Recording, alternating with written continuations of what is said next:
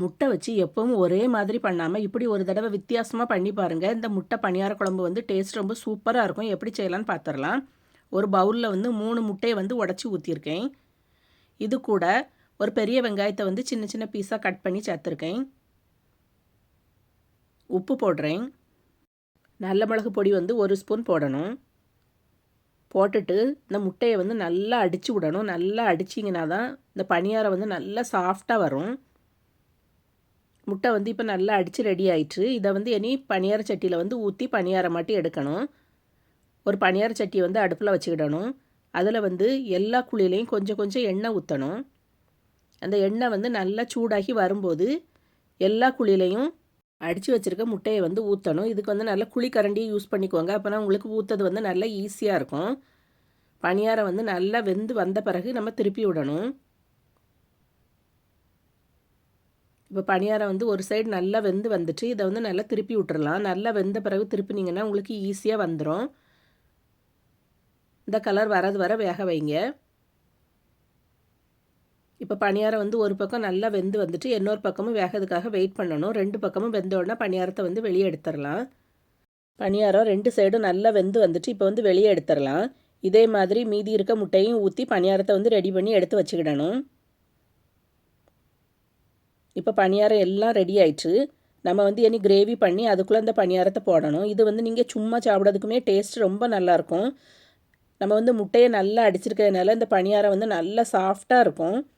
இப்போ கிரேவி வந்து எப்படி செய்திடலான்னு பார்த்துடலாம். அடுப்பில் வந்து ஒரு பாத்திரம் வச்சுருக்கேன். அதில் வந்து 1 டேபிள் ஸ்பூன் எண்ணெய் ஊற்றிருக்கேன். எண்ணெய் வந்து நல்லா சூடாகணும். எண்ணெய் சூடானோடனே 1 ஸ்பூன் சோம்பு போடுறேன். சோம்பு வந்து நல்லா பொரிஞ்சு வந்தோடனே ஒரு பெரிய வெங்காயத்தை வந்து நீள வாக்கில் கட் பண்ணி வச்சுருக்கேன். அதை சேர்க்குறேன். சேர்த்துட்டு நல்லா வதக்கி விடணும். வெங்காயம் வந்து நல்லா வதங்கி வரணும். வெங்காயம் வந்து நல்லா வதக்குனா தான் அந்த கிரேவி வந்து டேஸ்ட்டு நல்லாயிருக்கும். இப்போ இதில் வந்து கொஞ்சம் கருவேப்பிலை போடுறேன். போட்டுட்டு நல்லா வதக்கி விடுங்க. இப்போ கிரேவிக்கு வந்து தேவையான அளவு உப்பு சேர்க்குறேன். நம்ம வந்து ஏற்கனவே பணியாரத்துலேயும் உப்பு சேர்த்துருக்கோம். அதனால் பார்த்து சேர்க்கணும். சேர்த்துட்டு நல்லா வதக்கி விடுங்க.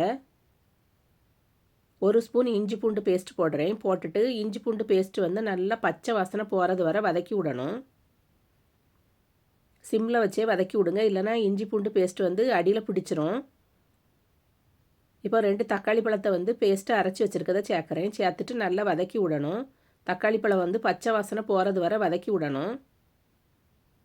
தக்காளி பழம் நல்லா வதங்கி பச்சை வாசனை போய் எண்ணெய் வந்து பிரிஞ்சு வர ஆரம்பிக்கும் போது 1 ஸ்பூன் வந்து வத்தல் பொடி போடுறேன். 1 டேபிள் ஸ்பூன் குழம்பு மசாலாத்தூள், 1 டேபிள் ஸ்பூன் சிக்கன் மசாலா போடுறேன்.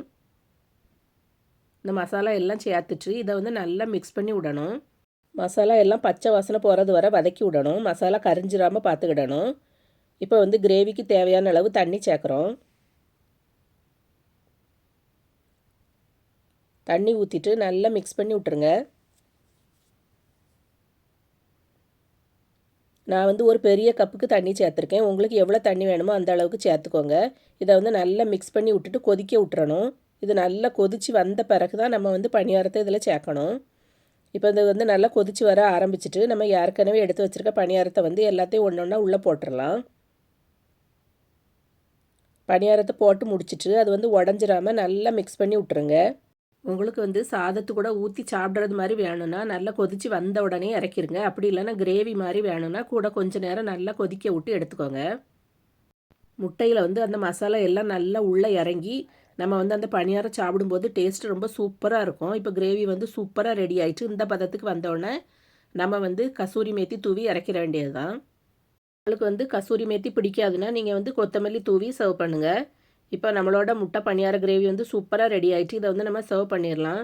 இது வந்து சப்பாத்தி, பூரி, பரோட்டா, தோசை எல்லாத்துக்குமே டேஸ்ட் ரொம்ப நல்லாயிருக்கும். கண்டிப்பாக ட்ரை பண்ணி பாருங்கள். பண்ணுறது ரொம்ப ஈஸி தான்.